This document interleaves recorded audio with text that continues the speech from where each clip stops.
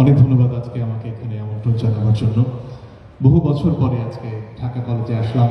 আমার বন্ধুরা যারা ঢাকা কলেজে পড়তেন, আমি রেসিডেন্সিয়াল মডেল কলেজে ছিলাম, তাদের সাথে আড্ডা দিতে কখনো এখানে আসা হতো। তবে তারা বলতেন যে যাদের বেশিরভাগ ক্লাস হয় নিউ মার্কেট অথবা ধানমন্ডি লেকে হয়, তো সে কারণে তাদের ঢাকা কলেজ জীবনটা খুব আনন্দঘন ছিল। জানি না এখন সে সুযোগ সুবিধা আছে কিনা, আছে কি? আচ্ছা, আজকে আমরা আসলে এখানে সবাই একজোট হয়েছে আরো অনেক বড় একটা ঐক্যের সন্ধানে। বাংলাদেশে বিজয় হয়েছে, কয়েকদিন আগে একটা সম্মেলনে যাবার সুযোগ হয়েছিল এখান থেকে কয়েক হাজার মাইল দূরে। সেখানে পৃথিবীর নানান দেশ থেকে মানুষ এসেছিলেন ফিলিস্তিন থেকে, এসেছিলেন সিরিয়া থেকে, লাতিন আমেরিকার দেশগুলো থেকে, আফ্রিকা থেকে, মধ্যপ্রাচ্যের অন্যান্য জায়গা থেকে, ইরান থেকে, ভারত থেকে, এমনকি পাকিস্তান থেকেও। আমরা সবাই যখন এক হয়ে গল্প করছিলাম, আমরা বুঝতে পারলাম যে অনেক কিছু আমাদের এক, আমাদের সমস্যাগুলো এক, আমাদের শত্রু যারা তারাও এক।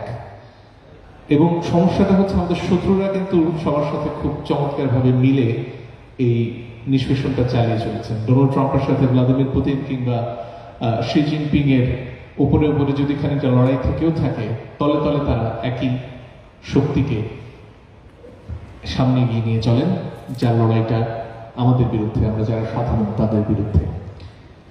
এর বাইরে আরো কিছু প্রশ্ন জাগে, এবং গতকালকে থেকে এই প্রশ্নটা হয়তো অনেকের মনে ঘুরছে। আপনারা অনেকেই হয়তো খেয়াল করছেন, লামিয়া আমাদেরকে ছেড়ে চলে গেলেন। আপনাদের মতন কলেজের ছাত্রী, 17 বছর বয়স, আত্মহননের পথ বেছে নিলেন।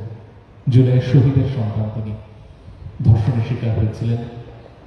ধর্ষককে সমাজ কিছু করেনি, কিন্তু তাকে গঞ্জনা দিতে এই আমাদের মতো মানুষ আমরা ছাড়ি না, দোষ তো নারী।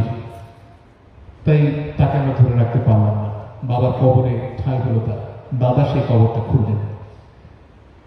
তার মৃত্যুর কয়েকদিন আগে সেবন্তীর সাথে আলাপ হচ্ছিল তার।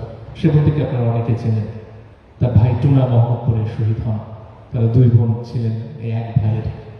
শূন্য সংসার। তাদের সাথে যদি তাদের ঘরে গিয়ে আপনাদের আলাপ করার সুযোগ হয়ে থাকে, দেখবেন কি অপরিসীম শূন্যতা সেখানে আজও বিরাজ করে। সেই সেবন্তীর সাথে যখন লামিয়া আলাপ করছিল, তার একটা প্রশ্ন ছিল, উপরওয়ালা যা করে সেটা নাকি ভালোর জন্যই করে। আমার কি ভালো করেছে বলতে পারেন? আমার সঙ্গে খালি খারাপই করেছে। এই যে পরম সুন্দরের কাছে, স্রষ্টার কাছে যে প্রশ্ন, সে প্রশ্ন হয়তো আমরা যুগে যুগে করেছিলেন কাজী নজরুল ইসলাম। আজকে যখন ফিলিস্তিনের একদিকে দ্বিখণ্ডিত শিশুর দেহ আমরা দেখি, আরেকদিকে দেখি শিশুরা